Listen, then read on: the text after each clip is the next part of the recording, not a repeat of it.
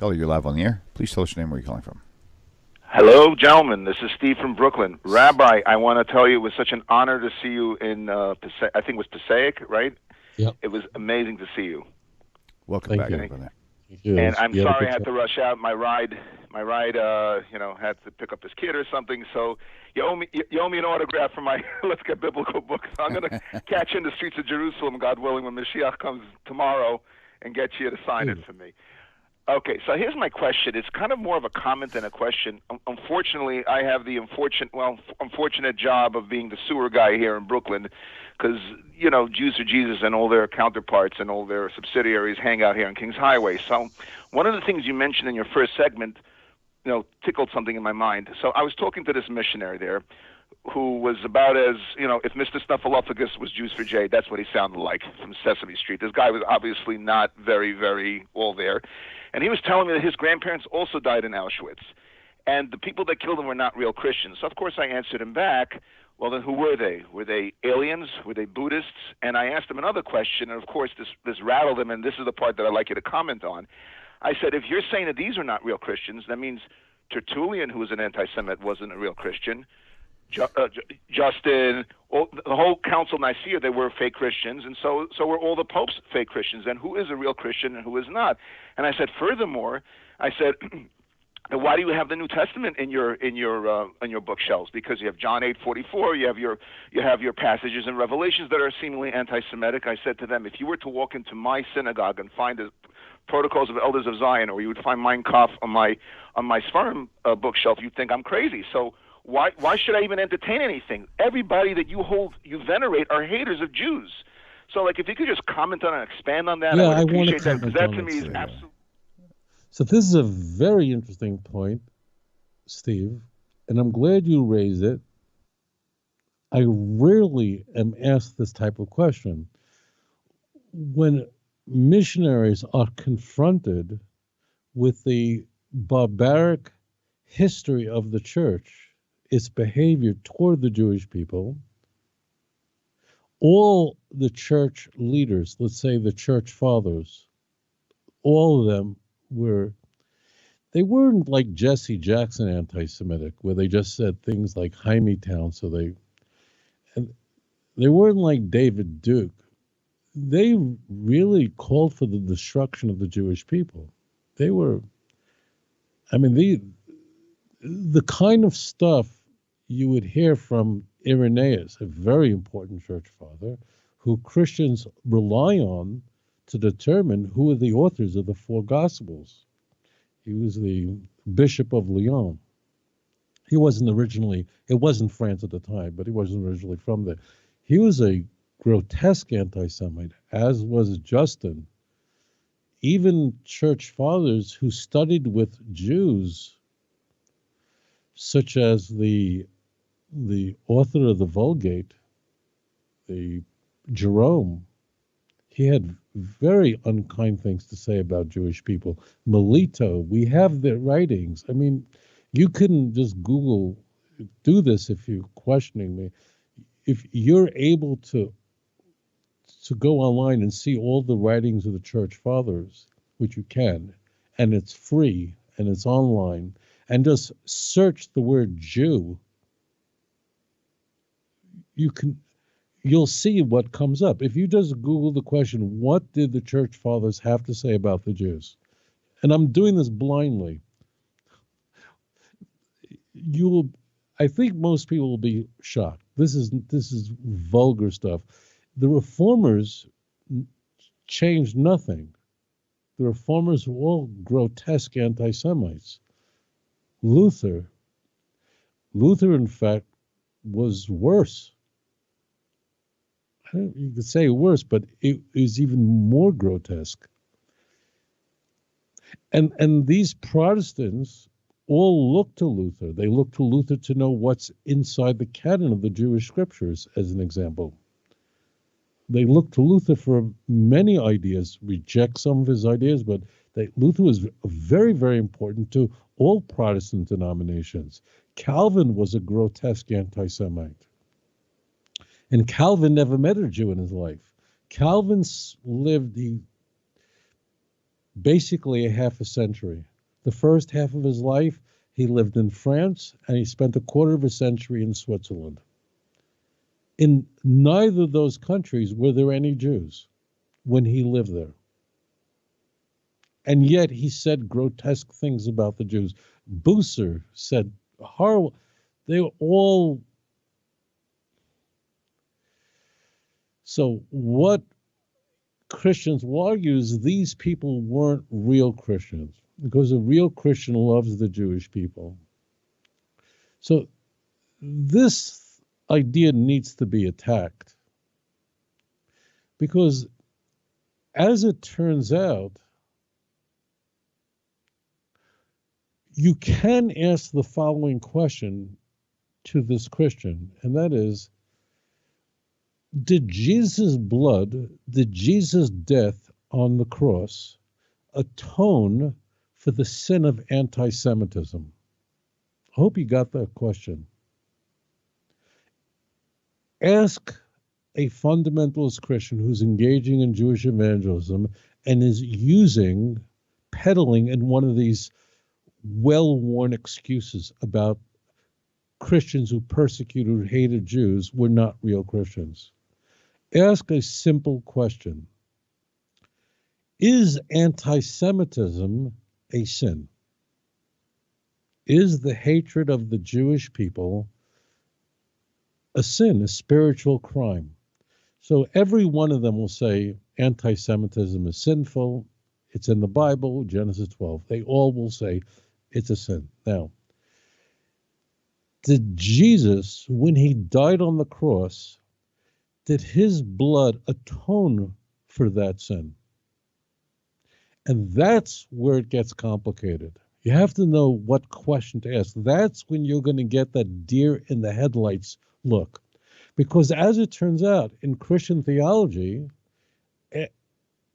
the answer is yes. Every Christian would have to concede that every sin, with one exception,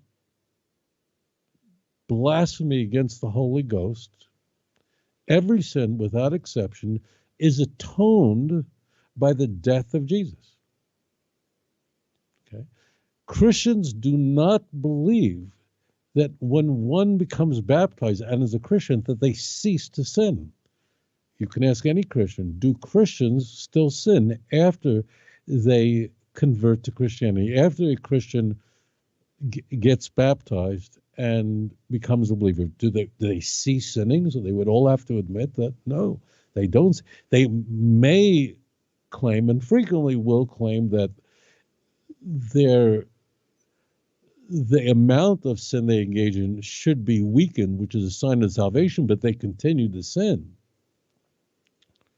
It's not that Christians don't sin. Real Christians still sin. So why can't a Christian, if he can still sin, why can't a Christian still commit the sin of anti-Semitism? And does Jesus' death atone for that sin? I'm going really deep here, and I have a feeling I didn't lose you on this one.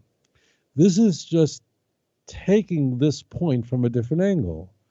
Why is anti-Semitism a sin for which Jesus' death doesn't forgive? Why is a Christian who hates Jews, meaning engaging in that sin, why isn't he forgiven for that sin? There's really no way out of this. Moreover, if real Christians love the Jewish people and the Christians who persecuted the Jews were not real Christians, then it goes to what was buried in your question. Then why is it then that members of other religions, non-Abrahamic religions, for example, Hindus, they don't have a history of persecuting Jews, and Jews have been living in India for thousands of years. Hindus don't have a history. No one has a history of persecuting the Jews like the Christians do. No one is even in their league. The church gets the gold, the silver, and the bronze on that one. They take but Buddhists, why isn't there a history of Buddhists persecuting the Jewish people? And why do we find that countries that hid Jews and saved Jews were in fact non-Christian countries for the most part, with very few exceptions? There are some notable exceptions, like the Philippines. It's a Roman Catholic country that opened their doors for Jewish people. Why is another topic. But this is an anomaly. Anomalies don't disprove a point. They make the point. They italicize the point. Why did the Chinese save Jews? Which they did. And the Japanese, who were allies of the Germans, who were members in full-fledged members of the Axis during World War II, they not only didn't persecute the Jewish people, they didn't specifically target Jews for persecution.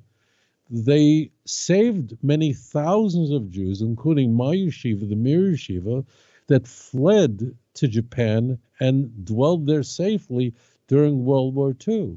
That means the Japanese, whatever they believed in, they were not Christians. They had some Zen religion, a religion that surrounded the emperor, whatever they believed in. But Japan during World War II was not a Christian country. Doesn't mean it wasn't a Christian, the whole country. It was not a Christian country. Things have changed. There's many, many Japanese today who are Christians. But at the time, that was not the case at all. So they surely were not real Christians. Why is it that the people who were most likely to persecute Jews throughout history were Christians? Why? Prior to the Council of Nicaea, prior to Constantine, the emperor of Rome, converted to Christianity in 312, in the fall of 312, following a monumental victory in which now he would rule over the entire empire. And because of this military victory, and he attributed his success to the God of the Christians, he then would favor Christianity, and by the end of the 4th century, Christianity became the official religion of the empire, where it is said that 50% of the empire was Christian by the end of the 4th century. That means by the time we're done with Theodosius. Prior to Constantine, Christianity was an illicit religion in the empire. Christianity, the Christians were often persecuted, frequently not, but they were not a illicit religion. And in fact, the emperor prior to Constantine did persecute Christians, Diocletian, who abdicated himself. So why? That means prior to the prior to Constantine, although the church fathers were all anti-Semitic, all of them, Origen, a very prominent church father of the 3rd century, had the most grotesque things to say about Jewish people. The thing about Origen or Tertullian, these are people who wrote books against the Jews. I'm not kidding. Like, that's the name of their book, Against the Jews. But Tertullian, no matter how grotesque his iterations, his expressions were about the Jewish people, it was all rhetorical. There was nothing he can do about it because Christians were not in a position of power. After Constantine, Christians were now in a position of power officially in the empire. And in fact, the Council of Nicaea occurs during the summer of 325. Following the Council of Nicaea, where the doctrine of the incarnation was hammered out into the orthodoxy that we find expressed clearly in the Nicene Creed, and also the Easter festivals celebration, when it was established, Jews then were banned from going to Jerusalem.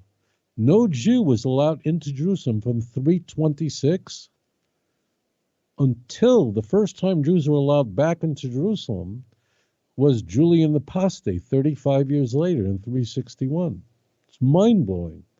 So What is it about this religion that produces such hatred of the Jews? And the answer is, it's not that Luther or Calvin were really bad guys. It's that the literature poisoned them. And the only thing that's changed is the dispensationalist theology that Darby and others spread in the 19th century and the 20th century, where you have an idea that the Jews have an ongoing covenant and rejects replacement theology, and American Christians would be highly receptive to this iteration of Christianity. That's why, although Darby he himself was British, but England was not the place where his ideas would spread like wildfire. It did spread in England, but the big place, his big impact was in the United States, because Americans were favorable to a group that was hated by European Christians, the Americans. It makes all the sense in the world. So Americans, the founding fathers and the early Americans, had an affection for Jews for another reason, in that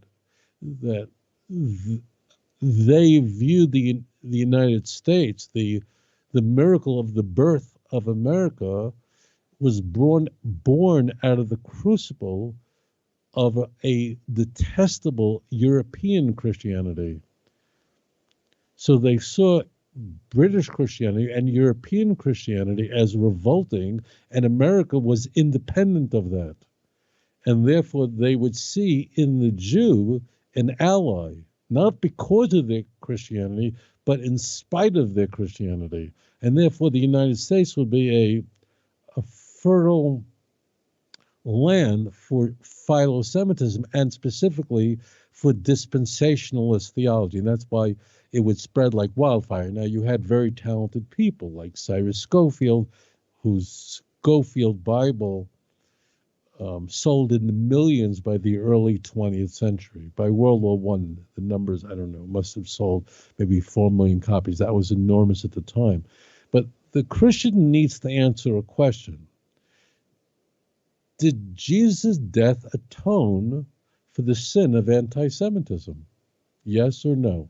Just answer that question. And if his death in Christian theology does atone for the sin of anti-Semitism, then why can't a Christian have committed that sin of anti-Semitism and still be saved? And then how can you then say that that Christians who persecuted the Jewish people could not be Christians? Do you understand? This is a shell game. This is a game of hide the ball. This is fake. This is phony. This is all sleight of hand. Theological. This is a bad Las Vegas magic show of just playing 3-card Monte, playing a shell game on the streets of New York with three cards, and you're trying to find the ace of spades. That's all. It's just sleight of hand. Why couldn't a real Christian have committed the sin of anti-Semitism? Did Jesus not atone for that sin? Would Jesus' death in Christian theology not have atoned for the sin of anti-Semitism? Do Christians in Christian theology cease to sin at all? The answer is no. So this is a disingenuous argument, and it's transparent. We see through it. And history will testify that, in fact, it is specifically the Christian that engage in the most grotesque forms of Jew hatred.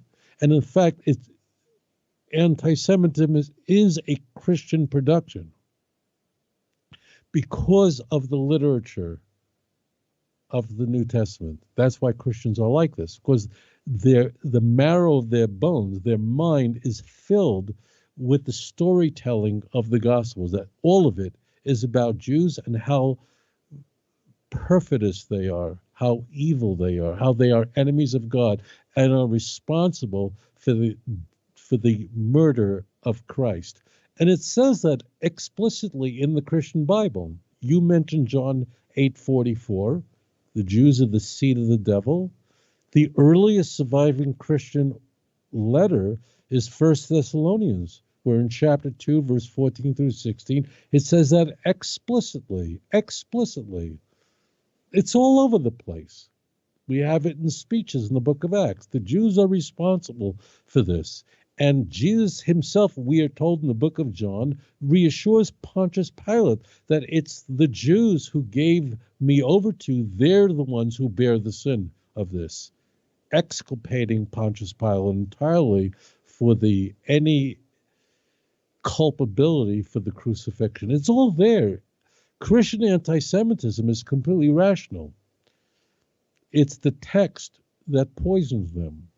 And that's why the light has to be turned on, and this needs to be brought to light, and that these answers that Christians use are fake. They're phony. Thank you for that question.